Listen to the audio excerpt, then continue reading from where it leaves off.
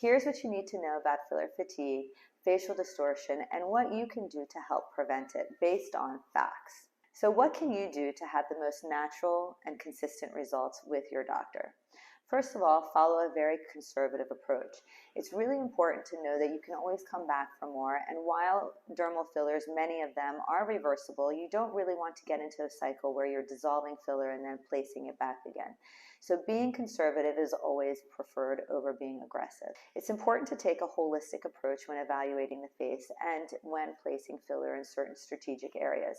It's not necessarily always going to a specific area, but looking at the face as a whole. Number 2, choose the correct filler. It's really important to know that we have a really big armoire of different kinds of fillers that can be used for specific concerns, and that one filler for one area may not be the best filler for another area. Number 3, space out your injections. Based on the type of filler used, it can last anywhere between 3 months to 1 year. And remember, just because that's the average amount of time that it stays, it doesn't mean that it goes away completely by then. Oftentimes we're seeing that dermal fillers integrate with the tissues and last much longer. So unless the problem has recurred or you're seeing something new, it may not be time for new filler. It doesn't mean that just because a year is up, that it's time for you to have more dermal filler placed. And if you're unsure, it's best to consult with a doctor that you trust. Number 4, avoid overinjection. I think most of us know that overinjection causes the distortion to the face, and after time you forget what you look like when you first started. So it's really important to space these out and not to overinject. I also think this is the point where I say that it's important to have the same doctor taking care of you in terms of your dermal fillers.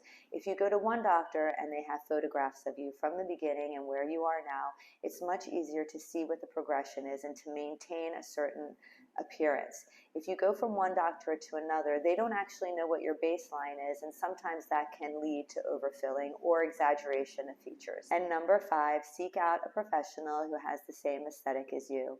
I think that's really important because we all have a different eye on what we think is beautiful. And dermal fillers are really a wonderful tool that we have to help with overall enhancement of facial features, contouring, and simple volume replacement. So don't be turned off just because you see people walking around distorted with exaggerated facial features. If done well, you can always look beautiful and yourself without looking different.